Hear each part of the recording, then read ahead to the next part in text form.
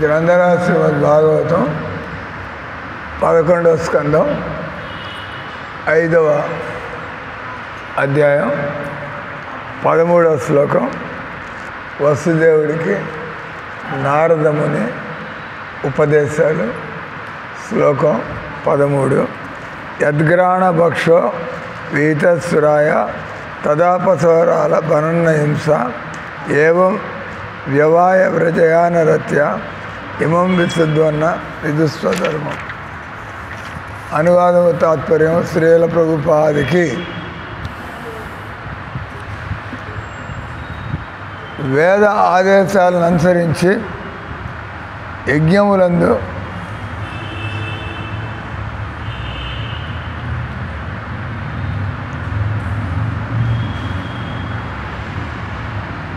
సురను అర్పించినప్పుడు తదనంతరము దాన్ని ఆగ్రాణించవలనే కానీ తాగరాదు. సారాయి గురించి మదిరాపానం. ఇక్కడ వేద ఆదేశాలను అనుసరించి ఎప్పుడైనా యజ్ఞాల్లో మదిర పాత్రని ఆ శివుడికో ఆ దుర్గాదేవికో అర్పించినప్పుడు దానిని వాసన చూడవలనే కానీ తాగరాదు. అట్లే యజ్ఞములో పశుబలి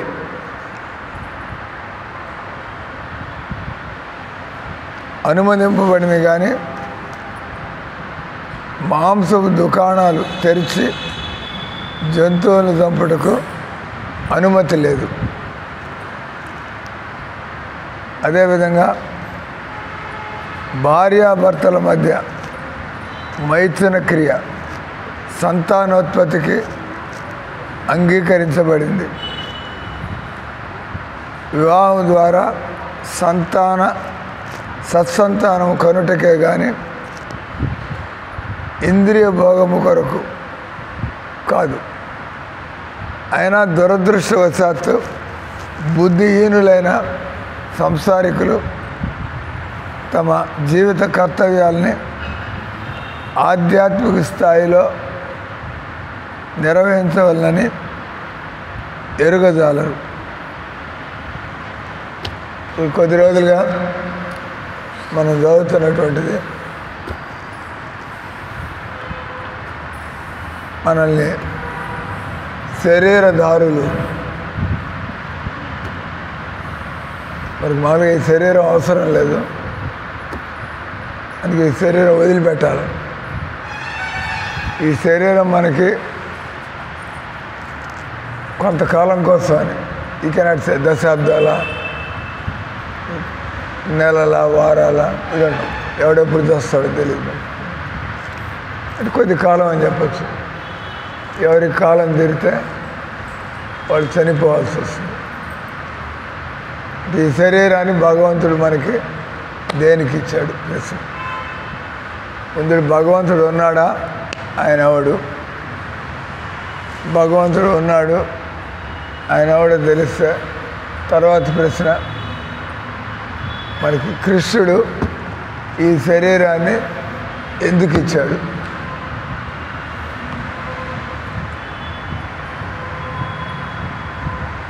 మూర్ఖులకి ఈ శరీరంతో మన కోరికలు తీర్చుకోవడానికి, అంటే మూర్ఖులంతా ఇదే జవాబిస్తారు.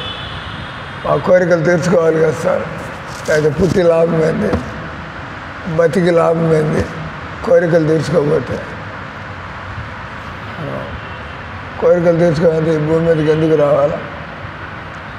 అటు మూర్ఖుల యొక్క జవాబు, భగవంతుడు మనకి ఈ శరీరాన్ని అనుభవించడం కోసం, సుఖాలు అనుభవించడం కోసం. అందుకే జనాలు సుఖాల కోసం తంటాలు పడుతున్నారు. ఫ్యాన్ కావాలా, ఏసీ కావాలా, వాట్ నాట్, ఇంకా రకరకాలుగా. రెండోది, ఎవరికైతే అనుభవం ఉంటుందో, ఎవరికైతే జ్ఞానం ఉంటుందో, ఎవరైతే మహాత్ముల యొక్క సాంగత్యాన్ని చేస్తారో అటువంటి వాళ్ళు వేరే విధంగా జవాబిస్తారు.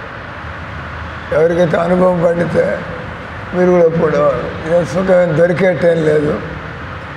ఈ సుఖాల వెనకాల పొంచి దానికి 100 రెట్లు దుఃఖాలు ఉన్నాయి. మీరు కుటుంబ సుఖాన్ని అనుభవించారు, 25 ఏళ్ళ బాధ్యత మీ మీద వచ్చి పడింది అనగా దొరికింది కొద్దిగా, కానీ బాధ్యత అన్నీ చూసుకోవాలి. మిమ్మల్ని చూసుకోవాలా, మీ భార్యని చూసుకోవాలా, మీ పిల్లకాయని చూసుకోవాలా. మీరు కాకపోతే ఎవరు చూసుకుంటారు? అంతే కదా. అంటే మీరు ఆ కొద్ది సుఖానికి ఆశపడి మీరు ఈ వివాహ జీవితంలోకి వచ్చారు. ఆ తర్వాత అర్థమవుతుంది అన్ని బరువులే, ఇక్కడ అన్ని బరువులే, పనులు బాధ్యతలు.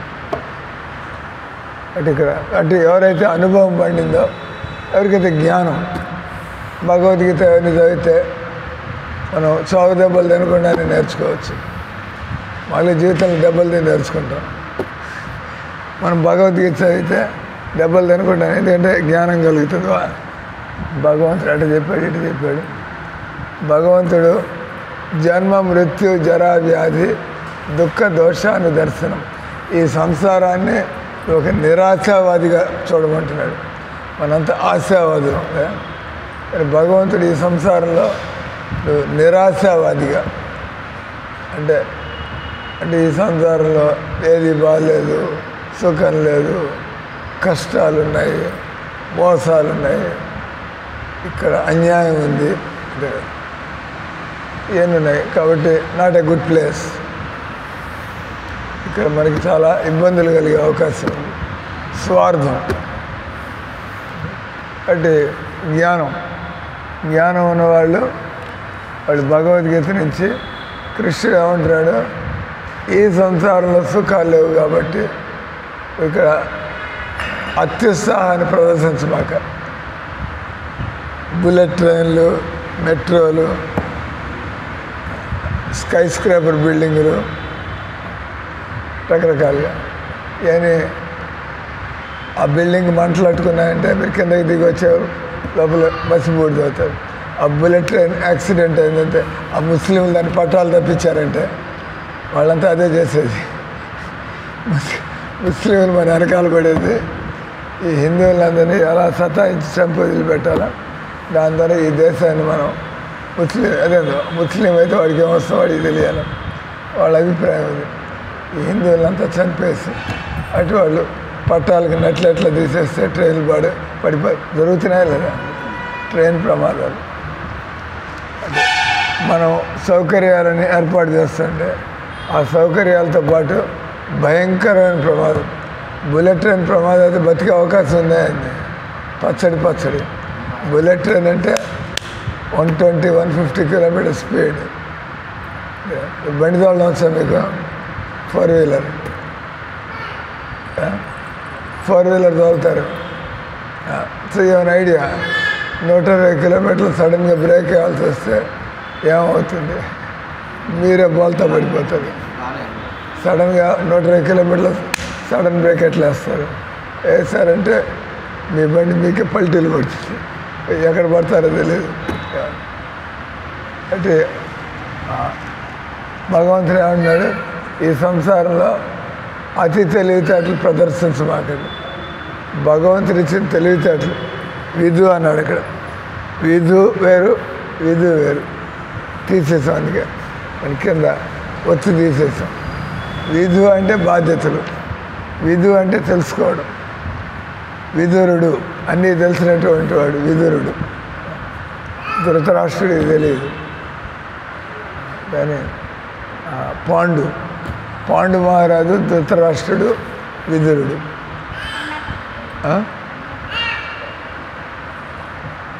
మిమ్మల్ని ఏం చెప్పమని ఎవరు అడిగారు? వెళ్ళలేరా? నేను అడిగానే అన్నదమ్ములని చూపించుకోవడం. నాకు అది తెలిసింది. క్లాస్ చదువుడు వినాల. తెలిసిందటాగా తెలుసు, తెలియని విషయాలు నేర్చుకోవాలి. నీకు తెలిసిందటాగా తెలుసు. విదురుడు, ధృతరాష్ట్రుడు, పాండు మహారాజు అన్నదమ్ముడు. విదురుడు అంటే ఏంటో తెలీదు, విధుడు అంటే నీకు తెలిసిన వాడిని విధుడు అంటే. విధు అంటే తెలుసుకోవడం. ధృతరాష్ట్రుడు అంటే ఆయన ఎవడు అనుభవించడానికి లేదు, నేను నా సంతానం అనుభవించాలి. ధృతరాష్ట్రుడు బస్. ఎవడు రాజు కావడానికి లేదు, నేను నా కొడుకు బస్. మీ కొడుకు సొంతైనా పర్వాలేదు, వాడే రాజు. రాజు అయ్యేది అనుభవించడానికి కాదు, రాజు అయ్యేది ప్రజలకి సేవ చేయడం కోసం. అదే గురువు అయినా కూడా, నేను గురువు గారిని, జనాలు దండాలు పెడుతుంటే మాలు వేస్తుంటే లేదా అది గురువు అనేది ఒక బాధ్యత. జనాలకి ఆత్మజ్ఞానాన్ని వాళ్ళకి అర్థమయ్యేలాగా చెప్పాలి. జనాలు అభిమానం కొద్దీ జనాలు వాళ్ళు మాకు గురువు గారి దగ్గర నుంచి లాభం కలిగింది అంటే మనం కూడా ఏమైనా సేవ చేసుకుని గురువు యొక్క రుణాన్ని ఎలా తీర్చుకోవాలి. బోత్ వేస్ అంతే కదా. మీరేమైనా నాకేమైనా ఇస్తే థ్యాంక్స్ అంటానా లేదా? నాకు సేవ చేయడం నీ బాధ్యత అంటాను అనడానికి ఏం చేస్తే థ్యాంక్ యూ ప్రభు అంటే. కాబట్టి ఇక్కడ జ్ఞానం ఉన్నవాళ్ళు, భగవద్గీత జ్ఞానం ఉన్నవాళ్ళు ఈ లోకాన్ని వాళ్ళు ఎలా చూస్తారో వాళ్ళు నిరాశావాదిగా అంటే నిజమే. ఎప్పుడేం ప్రమాదం వచ్చిందో మనకి తెలియదు. అంటే ఇప్పుడేదో బాగానే ఉంది అనుకోవచ్చు, కానీ రేపేం ప్రమాదం వస్తుంది అంటే ఎప్పుడు కూడా మనం సావధానంగా అలర్ట్. సో ఆ రకంగా అనుభవం ఉన్నవాళ్ళు సంసారం కొద్దిగా వాళ్ళు అడుగులు మార్చుకుంటారు, ఇటు పోయే వాళ్ళు ఇటు రావడం ప్రారంభమవుతుంది. అలాగే జ్ఞానం ఉన్నవాళ్ళు కూడా అనుభవం లేకపోయినా భగవద్గీతలో భగవంతుడు చెబుతున్నాడు కాబట్టి మనం భగవంతుడు నిషేధించినటువంటిది మనం చేయకూడదు. మన మనస్సు దానికోసం ఆరాట పడుతూ ఉండొచ్చు, ఉబలాట పడుతూ ఉండొచ్చు. మనసు ఇప్పుడు ప్రసాదం తీసుకోండి, నిద్రపోతుంది నేను అక్కడ ఎక్కడ కూర్చున్నాడు అక్కడ.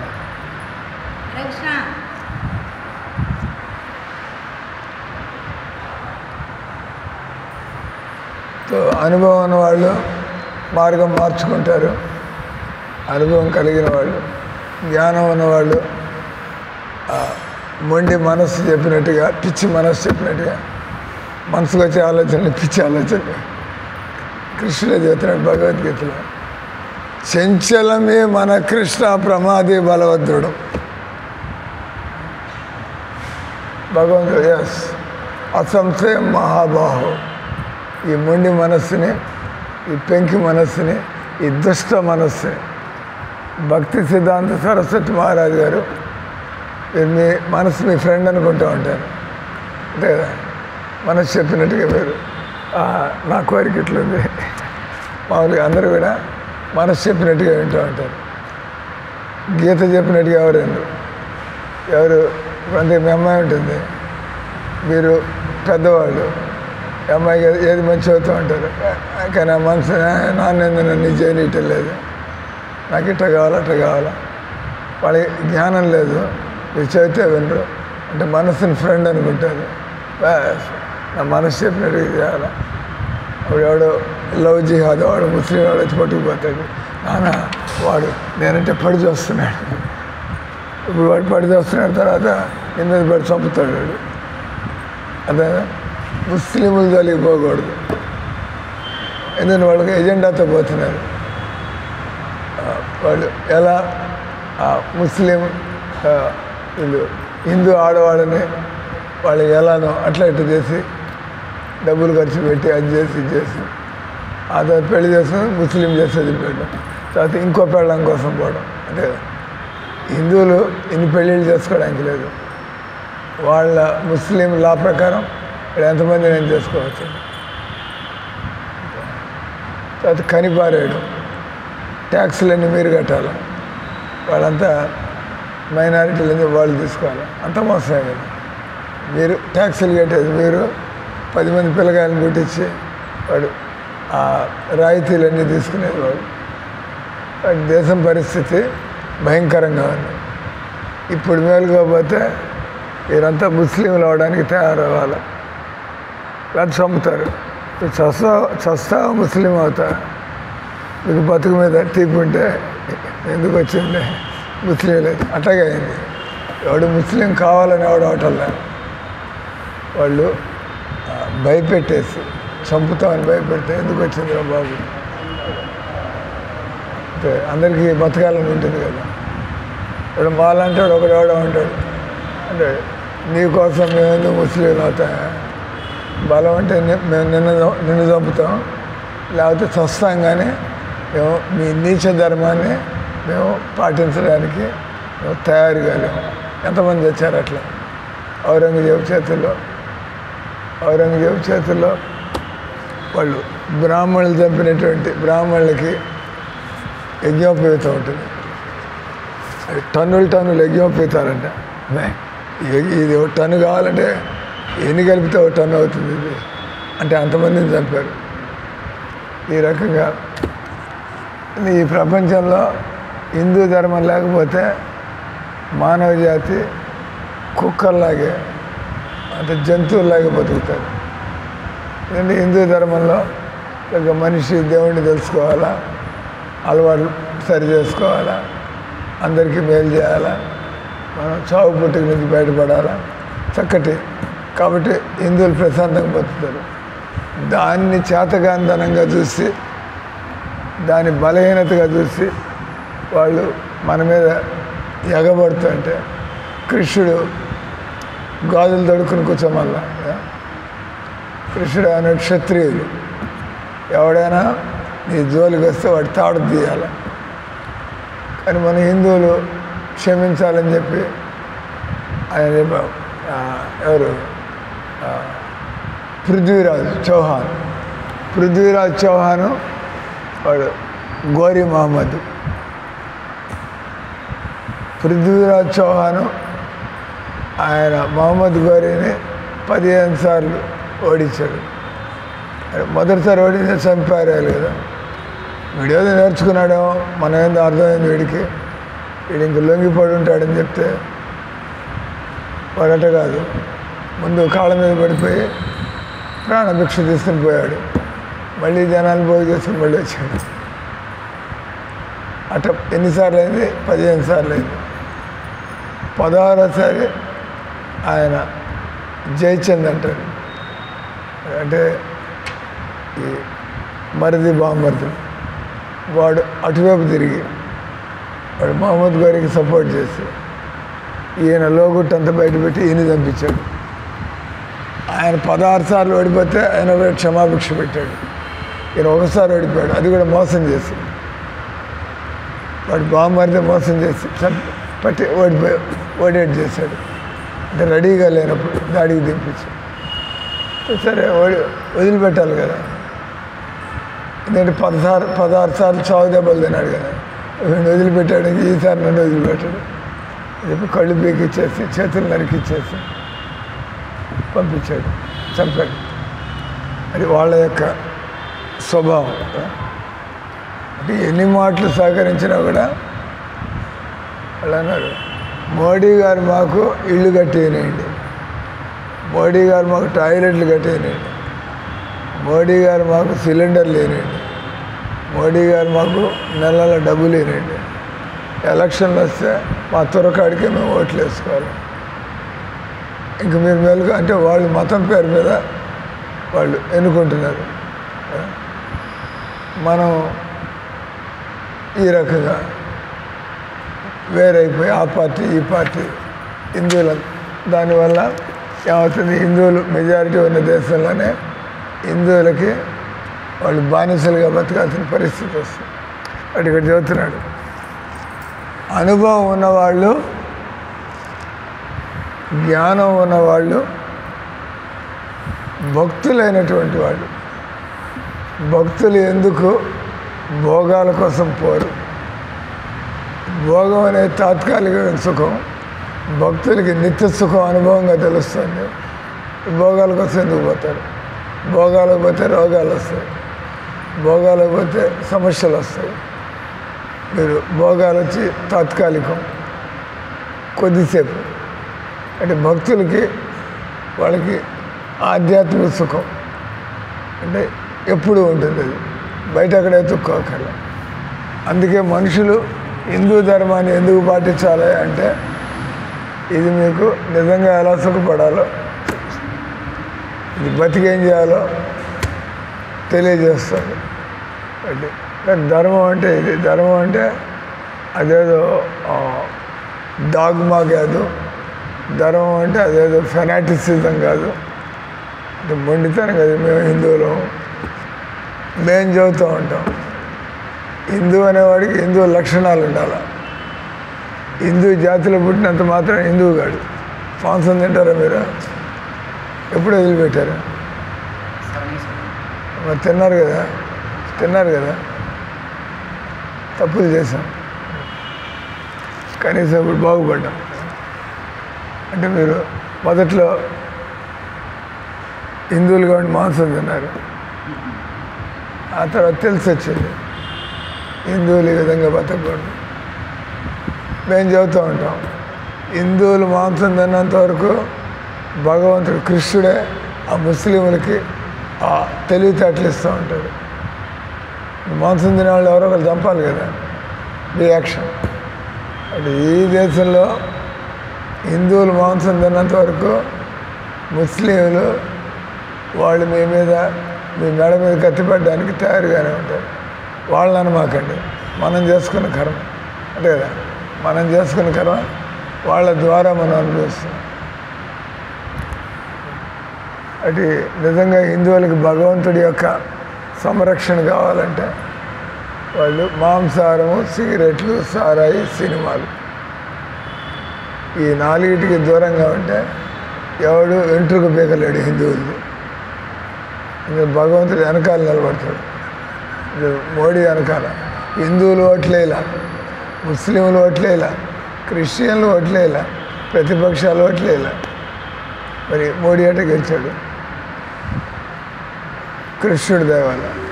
ఎందుకంటే ఎవరు కావాలంటారు ఆయన అంటే భగవంతుడు హిందువులకి ఇంకొక అవకాశం ఇస్తున్నాడు. మీరు మర్యాదగా నేర్చుకుని, లేకపోతే మీ దేశం మీ చేతుల్లోంచి జారిపోతుంది. అంటే వాళ్ళ గవర్నమెంట్ వచ్చిందంటే ఇంక అయిపోయింది, క్లోజ్. ఇప్పుడు కోర్టులు లేవు, కానీ రాజ్యాంగం లేదు, కోర్టులు లేదు, అంటే మారిపోయింది, గవర్నమెంట్ మారిపోయింది. కాబట్టి ఇక్కడ చెబుతున్నారు సారాయిని అప్పుడప్పుడు శివుడికి, దుర్గాదేవికి, అదంటే వాళ్ళ తమో గుణానికి వాళ్ళు ప్రతినిధులు. అదే శివుడు చంపుతాడు, ప్రళయం శివుడి చేతిలో ఉంది, లయం చేయడం విష్ణుమూర్తి చేతిలో మెయింటెనెన్స్ ఉంది, డెస్ట్రక్షన్ శివుడి దగ్గర ఉంది, తర్వాత క్రియేషన్ వచ్చి బ్రహ్మదేవుడి దగ్గర ఉంది. అంటే శివుడికి అప్పుడప్పుడు శివుడు విషపానం చేస్తూ ఉంటాడు. అక్కడ ఇంకో ముందు శివుడు విషం తాగుతున్నాడు అంటే సారాయి తాగడం అంటే విషయం. అంటే సారాయి అనేది మీ మనస్సుకి, శరీరానికి హాని కలుగుతుంది అంటే విషం. అటు శివుడు ఆయన తమో గుణానికి కాబట్టి ఆయన తట్టుకోగలరు, కానీ మనం చేయకూడదు. వీళ్ళు సారాయి ఎప్పుడైనా శివుడికి అంటే చెడుని దేవుడికి వదిలేయండి, మీరు చెడు పెట్టుకోమాకండి. అంటే ఎప్పుడైనా కాశీ పోతారు, కాశీ పోయి ఏదో మీకు ఇష్టమైంది వదిలేసి రావాలి. బలహీనత, సిగరెట్ తాగుతారు, బలహీనత, కాశీ పోయి వదిలేసి రావడం. లేదా మనకి డయాబెటీస్ ఉంది, స్వీట్లు తినే ఇష్టం ఉంది, అడిగిపోయి దేవుడి ముందు పోయి వదిలేసి వస్తే, ఎవరు దేవుడి ముందు నేను మాట ఇచ్చి వచ్చాను, బాగుపడేది మీరే, అది వదిలేస్తే. ఈ రకంగా సారాయి ఇట్లాంటివి మనం తాగకూడదు. అవి శివుడి దగ్గర పెట్టి దాన్ని కేవలం వాసన చూసి బయటపడేయాలి. మనుషులు తాగడానికి కాదు. అంటే ఇప్పుడు ఈ కుళ్ళు నీళ్ళు అన్నీ పందులు తాగుతూ ఉంటాయి, మనం తాగడానికి కాదు. అట్లాగే రాక్షసులు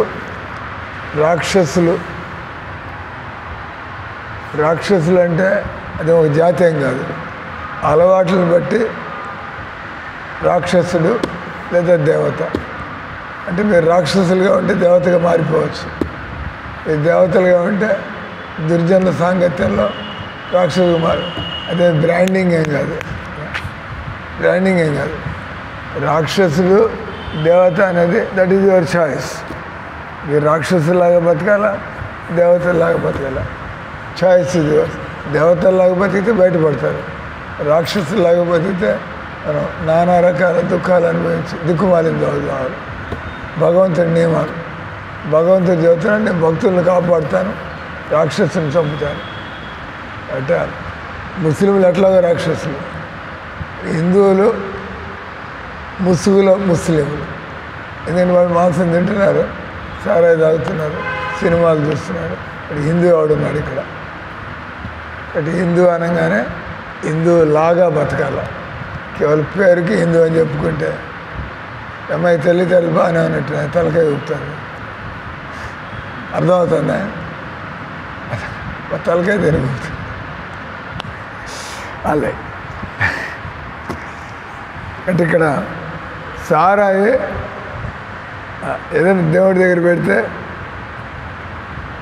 అప్పుడు ద్రాక్ష రసం పెడతారు, పైనాపిల్ రసం పెడతారు, ఏదైనా మీరు తాగడం మర్చిపోతారు, పులిసిపోతుంది, సారాయి అవుతుంది. అంటే ద్రాక్ష రసం సారాయిగా తయారవుతుంది. ద్రాక్ష రసం అయితే ఆరోగ్యానికి మంచిది, అది పులిసిపోయిన తర్వాత తాగితే మీకు మత్తు ఎక్కుతుంది, అది శరీరానికి హాని చేస్తుంది. కాబట్టి శరీరానికి హాని చేసేటువంటిది మనం దేవుడి దగ్గర వదిలేయాలి.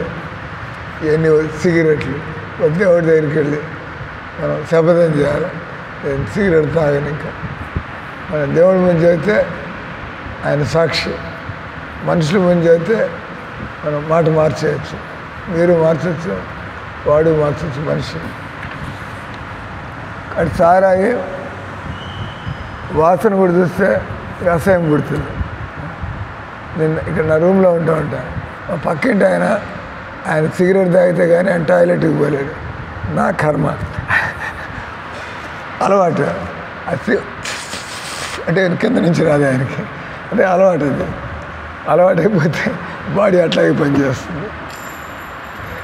అప్పుడు వాసన నా దగ్గరికి వస్తాడు, ఎక్కడో ఉన్నాడు అక్కడ, కానీ అక్కడ నేను గాలివాటం ఇటు వస్తే నేను సిగరెట్ తాగేవాళ్ళు ఎంతో హాని చేస్తున్నారు, నేను బలవంతంగా మీ చేత కూడా తాగిస్తున్నారు. అంటే తాగేది వాడు, ఆ స్మెల్ తాగితే దానిలో కూడా నికోటిన్ ఉంది, నికోటిన్ లేకపోతే ఆ స్మెల్ ఎందుకు వస్తుంది? At very dangerous. అంటే సారాయి చూడంగానే ఒక మంచి వ్యక్తి సారాయి తాగితే ఆయన కొద్దిగా ఇదే కింద పడతాడు ఆ ఘాటుకి. ఎవరైతే రాక్షసులాగా ఉంటారో వాళ్ళకి అనిపించదు. మంచి వ్యక్తులు ఉల్లిపాయ వాసన చూసినా, సారాయి వాసన చూసినా, సిగరెట్ వాసన చూసినా వాళ్ళకి కడుపు దేవిరించినట్టు అవుతుంది, వాంతులు వచ్చినట్టు అవుతుంది, తామసిక వస్తుంది. మీకు ఈ రకంగా బతకడం అలవాటు అయిపోతే ఒకసారి భక్తి సిద్ధాంత మహారాజు ఈయన గురువు గారు ప్రచారానికి బర్మా వెళ్ళాడు. ఇక బర్మా, చైనా, జపాను నీచంగా తింటారు వాళ్ళు. బల్లుల్ని బొద్దింకల్ని, మిడతల్ని, వాళ్ళు బతుకది. ఈయన హిందువుల మధ్య ప్రచారం చేయడం కాదు, నిజంగా ప్రచారం అందరి మధ్య చేయాలి. ముఖ్యంగా ఎక్కువ ప్రచారం మనం ఈ క్రిస్టియన్లు ముస్లింల మధ్య చేయాలి. ఎందుకంటే వాళ్ళే సిగ్గు లేకుండా చండాలంగా బతుకుతున్నారు. ఇప్పుడు ఆయన పాపం రిస్క్ తీసుకుని వాళ్ళ కోసం ఆయన బర్మా వెళ్ళాడు. బర్మాలో ఇప్పుడు కూడా మనం ఆవకాయ, మాగాయ, కూరగాయలు పెట్టుకుంటాం కదా, అక్కడ ఏమైనా కుక్క చచ్చిపోతే దాన్ని ఊరబెడతారంట. ఊరబెట్టి దాన్ని కనీసం 3 నెలలు 4 ఏళ్ళు మామూలుగా కుక్కలు తింటారు వాళ్ళు. అంటే ఎంత బుద్ధిహీనంగా బతుకుతారండి. కుక్కలు పిల్లలు చచ్చిపోతే వెంటనే తింటే ఒక రకమైన రుచి వాళ్ళకి. దాన్ని బాగా ఊరబెట్టి దానిలో కొద్దిగా వేసి కుళ్ళనిస్తారు. అప్పుడు తింటే ఇంకా బాగుంటుందంట. అదే మీరు షాక్ వచ్చి పడిపోతారు ఆ వాసన చూస్తే కదా. ఇప్పుడు మనం బజార్లో పోయేప్పుడు ఏదో కుక్క ఏదో దున్నపోతు చచ్చిపోయి ఉంటుంది, ఎవరికి తీయరు. ఆ వాసన మీరు రాగానే ముక్కు మూసుకుని వెళ్ళిపోతారు. కానీ కొంతమందికి లేదా ఫిష్ మార్కెట్లోకి పోతారు, చేపలు తినేవాడికి నోరు ఊరుతుంది. బాగా పూల మార్కెట్లోకి వెళ్ళేవాడు ఫిష్ కంపు అని చెప్పాడు, చేపల కంపు, ఫిష్ మార్కెట్. ఈయన అనుకున్నాడు వీళ్ళ టేస్ట్ ఏంది, వీళ్ళ బండ నాలికి వెళ్ళింది, వీళ్ళు ఇంత దూరం ఆగిపోయింది. కుక్కలను ఊరబెట్టుకుని తినడం, కుక్కల ఊరగాయ, పిల్లుల ఊరగాయ వాళ్ళు తినేది, గబ్బిలాలను కూడా తింటారు. వాళ్ళు బతికేది. అందుకని అన్నాడు వీళ్ళకి బ్రహ్మాండంగా గుమగుమలాడే శుద్ధ ఆవు నెయ్యితో వండి పెట్టాలా కేసరి హల్వా, వీళ్ళకి తెలిసి వస్తుంది ఎట్లా అని చెప్పి ఆయన పాపం ఆవు నెయ్యి చాలా కాస్ట్లీ, కేజీ 3,000 రూపాయలు 2,000 రూపాయలు అట్లుంది. ఈ పాప ఆయన సొంత డబ్బులతో వీళ్ళకి నిజంగా సుఖం ఎట్లుంటుంది చూపించడానికి ఆయన ఆవు నెయ్యి తెప్పించి దానిలో జీడిపప్పులు, దానిలో కిస్మిస్, దానిలో బాదం పప్పు, దానిలో కేసరి అదిరిపోయే విధంగా తయారు ఆయన వండిస్తున్నాడు. భజన అయిన తర్వాత ప్రసాదం ఉంటుంది కదా, వండిస్తున్న పక్కన ఉన్నాడంట. వాళ్ళు అబ్జెక్షన్ పెట్టడానికి వచ్చారు. ఇదేం వాసన కంపు కొడుతుంది, వాడికి ఆవు నెయ్యి కంపు కొడుతుందంట. వాడికి 3 నెలల నుంచి కుళ్ళబెట్టిన అంటే ఆ వాసన అలవాటేది. కరెక్ట్ అది, మీరు ఎప్పుడైనా చూసుకోండి. తమోగుణంలో ఉంటే వాళ్ళకి అదే ఇష్టంగా ఉంటుంది. మనం శుభ్రంగా ఉండడం అలవాటైతే మీరు శుభ్రం చేసుకోకుండా ఉండలేరు, అలవాటైపోయింది ఆ రకం. కాబట్టి ఇక్కడ చెబుతుంది సారాయి వాసన చూస్తే మీకు అసహ్యం పుడుతుంది, వాంతులు అవుతాయి. అంతకంటే మనం దగ్గరికి పోకూడదు సారాయికి. రెండోది పశువధ. మీరు మాంసము అన్నారు. మాంసం అనే శబ్దానికి అర్థం మా అంటే నేను. కృష్ణుడు కూడా మామేకం శరణం భజ, కృష్ణుడు నా శరణ పొందమంటాడు. మా అంటే నేను అని. మాంసము అంటే ఇప్పుడు నేను నిన్ను తింటున్నాను, నా నాలికను చంపుకోలేక వచ్చే జన్మలో నువ్వు నన్ను తినచ్చులే, దీనికి సరి చేసుకోవడం. మాంసం అంటే నేను నీకు అన్యాయం చేస్తున్నా, వచ్చే జన్మలో నువ్వు నాకు చెయ్యి. మీకు దాని అర్థం తెలిసి తింటారా ఇది? మీరు దాన్ని ఇప్పుడు నేను చంపితే వచ్చే నేను చావాల్సి వస్తే ఇప్పుడు నేను కూడా ఆ బాధ అంతా అనుభవించాలి కదా. అంటే మాంసం అనే శబ్దానికి అర్థం ఈరోజు మాంసం తిన్నవాడు వచ్చే జన్మలో వాడే ఏ కోడో మేకో అవ్వాలా, వాడికి కూడా అదే గతి పడుతుంది. ఇది కర్మ సిద్ధాంతం. ఎవడు చేసిన కర్మలు వాడు అనుభవించాలి. అందుకని ఇక్కడ ఏంది, బలి అనేటువంటిది విచ్చలవిడిగా బలి చేస్తుండడానికి కాదు. తినకుండా ఉండలేని వాడు ఎప్పుడు పడితే అప్పుడు తినకుండా, దుకాణాలకు వెళ్ళి కొనుక్కోకుండా వాడు పద్ధతిలో బలి చేయాల. అమావాస్య నాడు దుర్గాదేవి మందిరానికి వెళ్ళి వాడు చంపాల ఆ దున్నపోతుని. మాంసం తినాలనుకున్న వాడు చంపుకొని తినాలి.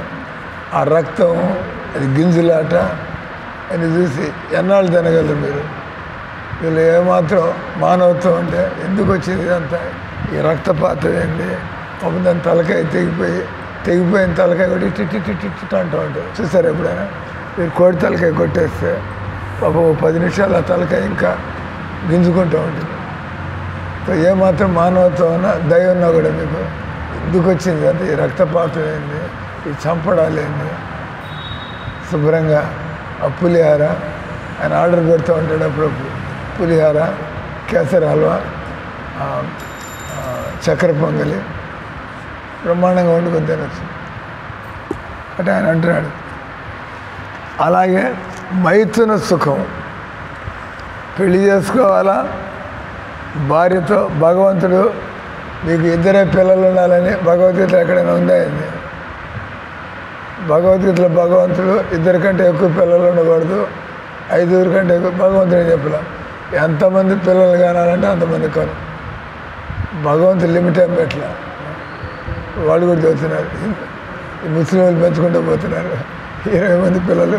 వీళ్ళు ఆలోచన దేశం ఎడదైపోతుంది ఇంకో 10 ఏళ్లలో, మనల్ని బతకలేదు అని వాళ్ళు కూడా చదువుతారు. హిందువులు కూడా మీరు కూడా పందుల్లాగా మీరు కూడా కానండి. ఎందుకు వాడికంటే మనం కనకపోతే ఆటోమేటిక్గా ఈ దేశం వాళ్ళది అయిపోతుంది. మనకి ఎదురు వాళ్ళకి 20 మంది ఎన్నాళ్ళు ఉంటుంది ఈ దేశం. డెమోక్రసీ, వాళ్ళ ఓట్లు ఎక్కువ అయిపోతాయి, చేయకపోతుంది. కాబట్టి ఇప్పుడు ఏం చేయాలా? మీరు కూడా పిల్లల్ని బాగా కనాలా, ఏం మొహమాట పడక్కర్లా, లేకపోతే మిమ్మల్ని బతకనీరు. పిల్లలు లేకపోతే మీరు చట్టాలను మార్చి ఇందిరాగాంధీ చేసిన ఆ తప్పుడు రాజ్యాంగంలో చేసిన తప్పుడు మార్పులను కూడా సరిచేసి హిందువులు ముస్లింలు అందరూ సమానమే, వాళ్ళకి స్పెషల్, వాళ్ళకి ఇది ముస్లిం లా బోర్డు, తర్వాత ముస్లిం ఎడ్యుకేషన్ అంట, వాకఫ్ బోర్డులు అంట, ఇవన్నీ రాజ్యాంగంలో లేవు. ఇందిరాగాంధీ ఎమర్జెన్సీ టైంలో ఆమె ధైర్యం చూడండి, ఆడది ఎంత ధైర్యం అంటే కరడు కట్టిన ముస్లిం. వాళ్ళు భయపడతారు కదా రాజ్యాంగాన్ని పార్లమెంట్లో ప్రవేశపెట్టకుండా. మోడీ గారు చేయగలలేదు. మోడీ గారు కూడా ఎమర్జెన్సీ డిక్లేర్ చేసి చట్టాలు చేసేయచ్చు, కానీ తర్వాత జనాలు చూపిస్తారు కదా.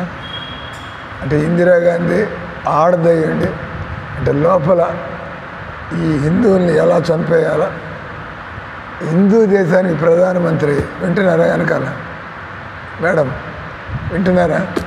హిందూ దేశానికి ప్రధానమంత్రి హిందువులను చంపాలనే ఉద్దేశంతో ఓయమ్మ అంటే తల్లిదండ్రులు పిల్లలు చంపుకుంటున్నట్టు అంత పరిస్థితి తీసుకొచ్చింది. కాబట్టి ఎప్పుడైతే డెమోక్రసీలో కొద్దిగా జనాలంతా మనకి ఎందుకు వచ్చింది ఓట్లేయడం, ఎవడైతే మనకి ఇట్లంతా అయ్యే పని కాదు. డెమోక్రసీ అనగానే ఎవరికి 5 ఏళ్లలో ఒకసారి తప్పకుండా పోయి మీరు మీ దేశాన్ని రక్షించేటువంటి, మీ ధర్మాన్ని రక్షించేటువంటి వాడికి ఓటేసి రావాలి. తప్పదు, లేకపోతే చావడానికి తయారవ్వండి. మీరు చేసిన పనికి అనుభవించండి, వాళ్ళని అనమాకండి. అది ఇక్కడ.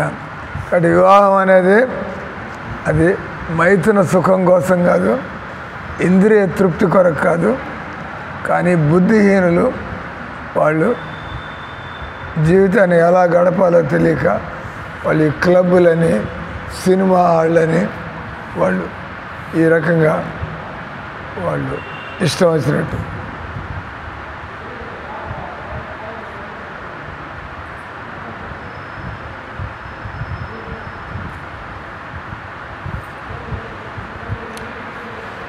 వెనకటి కాలంలో పశు యజ్ఞములు చేతితో ఒక ముసలి పశువుని బలి ఇచ్చి దాన్ని మంత్రశక్తితో దానికి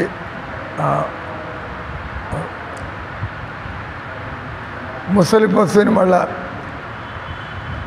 దాని అంటారు యవ్వనంలో వచ్చేట్టుగా చేయడం, లేదా ఆ పశువు యజ్ఞాల్లో భగవంతుడి కోసం చంపడం వల్ల దేవతాలోకాలకి, పితృలోకాలకి ఇచ్చారు.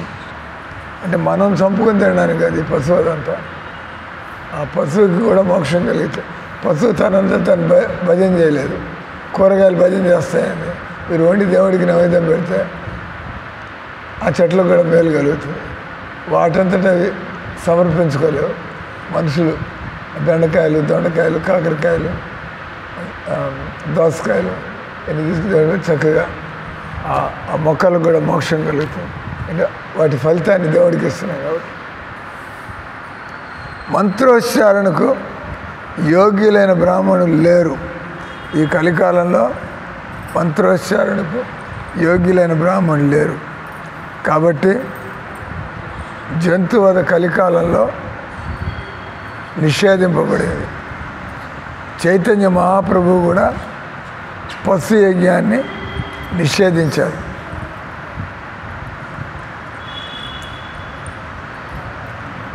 ఇక్కడ జయదేవ్ గోస్వామి ఆయన అంటున్నాడు, పశువధ మాంసభక్షణ ఆమోదయోగ్యం కాదని నిరూపించబడింది. బుద్ధుడు అవతరించి మాంసం తినే హిందువులందరినీ కూడా ఆయన్ని బౌద్ధులుగా మార్చివేశాడు. బుద్ధ అవతారం వచ్చినప్పుడు అంతే అహింసో పరమో ధర్మ. బుద్ధుడు వచ్చి ఏం ప్రచారం చేశాడు? ఈ దేవుడు ఆత్మయ్యని పక్కన పారేయండి, ముందు అంత క్రూరంగా పశువులు దెబ్బతింటున్నారు. కాబట్టి నిజమైన ధర్మం అహింసో పరమో ధర్మ. కాబట్టి భగవంతుడే బుద్ధుడు అవతారంలో వచ్చి ఆయన అహింస. దురదృష్టవశాత్తు జీవులు 4 రకములైన లోపాలను కలిగి ఉన్నారు. ఒకటి మోస ప్రవృత్తి,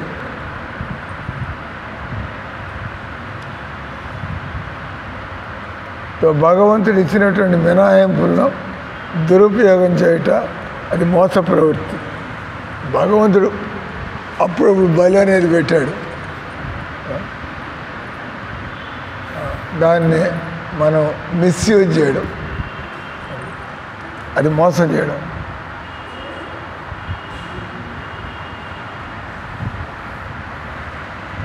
అటువంటి వ్యక్తులు మరింత నీచపు జన్మలకి జారిపోదు.